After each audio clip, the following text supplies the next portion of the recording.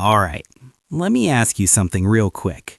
Have you ever checked your bank account and felt your stomach drop? Like you didn't buy anything crazy, no luxury watch, no vacation to Dubai, but somehow your money just disappeared. Yeah, same. Nobody really teaches us how to handle money. In school, we learn algebra, we memorize history dates, but budgeting, investing, credit? Nothing. And then suddenly you're 18, 20, 23, trying to figure it out while also juggling classes, deadlines, social pressure, and the fear of being left behind. So today, we're fixing that. This is financial literacy for beginners, but explained like a normal human being. No Wall Street jargon, no just invest in assets nonsense. Just real advice for real life. Let's start with something most people avoid. 1. The money mindset shift. This is where it actually starts. Before we talk budgeting apps or investing, we need to talk about your mindset. Because if you secretly believe, I'm just bad with money, I'll figure it out when I earn more, investing is for rich people, you're already losing. I used to think financial freedom meant making six figures, but here's what I realized.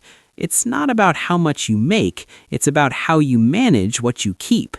There are people earning a lot and still living paycheck to paycheck, and there are students earning part-time income, building wealth quietly. The difference? Awareness. Money isn't emotional, but we are. We stress spend after exams. We order food when we're tired. We buy courses we never finish because we're scared of falling behind. Sound familiar?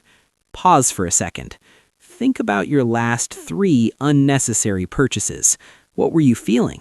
Bored? Lonely? Overwhelmed? That's where financial literacy begins. Not in spreadsheets, in self-awareness.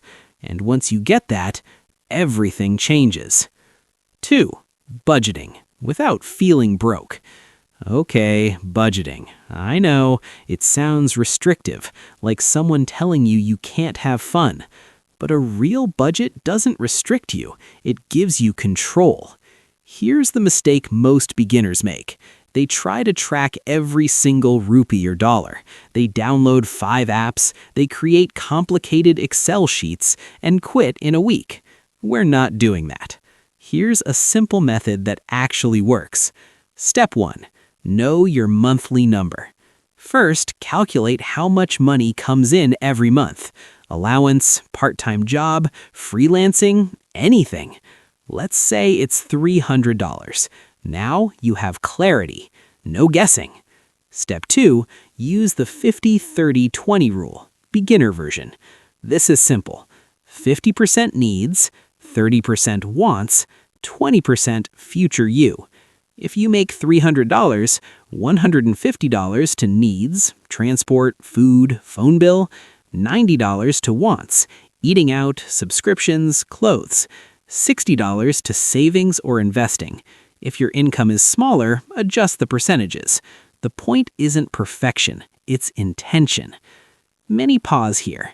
Imagine if every month, even as a student, you consistently saved just 20%. In 1 year, that's 2 to 3 months of income saved. That's power.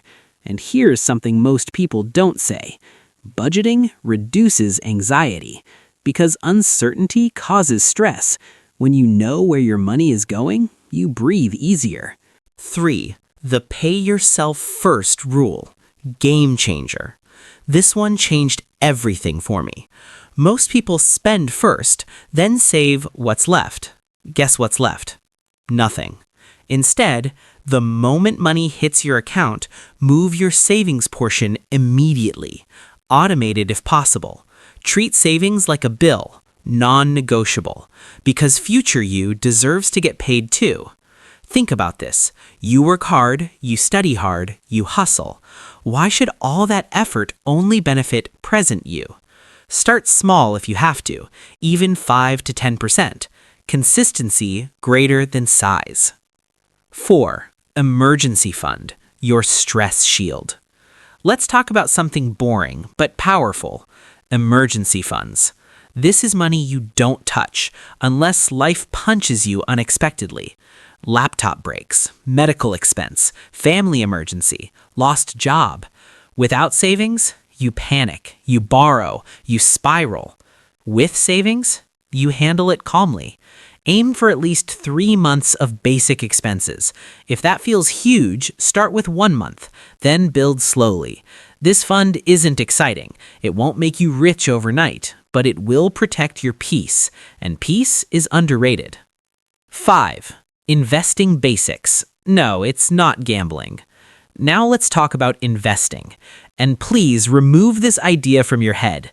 Investing doesn't equal crypto hype, doesn't equal day trading, doesn't equal get rich quick.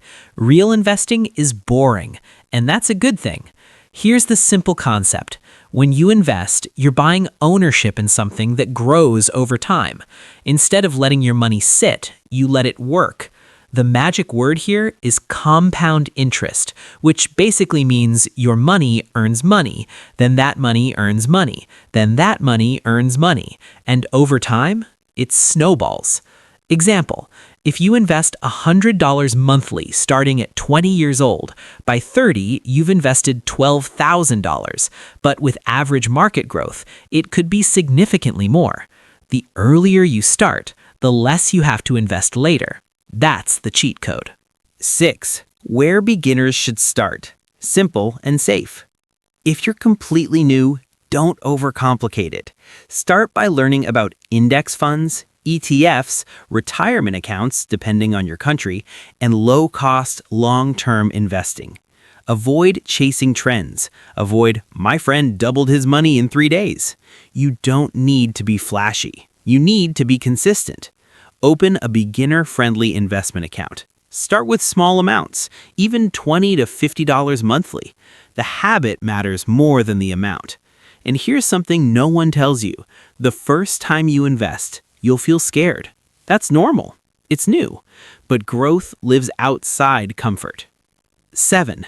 Credit cards and debt. Handle with respect. Credit cards aren't evil, but they're dangerous if you don't understand them.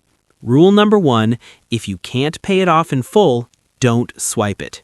Interest is sneaky. It grows fast. Debt creates stress.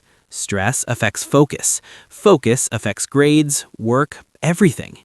If you're building credit, use it wisely. Small purchases, pay in full, never miss due dates. Think of credit as a tool, not free money. 8. Lifestyle inflation, the silent killer. This one hits hard. You start earning more, you upgrade everything. Better phone, better clothes, more eating out. And suddenly, you're still broke. It's called lifestyle inflation, and it traps so many young adults. Here's the smarter move. When your income increases, increase your savings rate first. Then upgrade slowly, not emotionally, not impulsively, intentionally. 9. Money and mental health. Let's get honest for a second.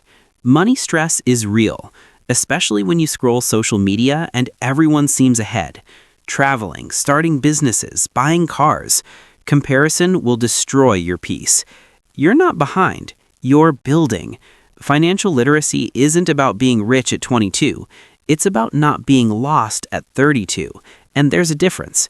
Give yourself grace, but don't stay unaware. 10. The simple starter plan. Do this tonight. All right, enough theory. Here's what you can do tonight. Step 1, check your current balance. No judgment, just awareness. Step 2, write down your monthly income, even if it's small. Step 3, split it using a simple rule like 50-30-20. Step 4, decide your savings percentage. Even 10% is powerful. Step 5, research one beginner investment option. Just learn. Don't rush. That's it. 5 small actions, but they shift everything because clarity creates confidence. Final thoughts. Listen closely. You don't need to be perfect with money. You need to be intentional. You don't need thousands to start investing. You need consistency. You don't need to know everything today. You need to begin. Most people wait until they earn more. Then they earn more and still don't start. Don't be most people. Be early. Be aware. Be strategic. 5 years from now, you'll either thank yourself or wish you started sooner. So here's my challenge. Open your Notes app tonight. Write a simple money plan. Start tiny, but start. Because financial freedom doesn't begin with a salary. It begins with a decision. Let's level up together.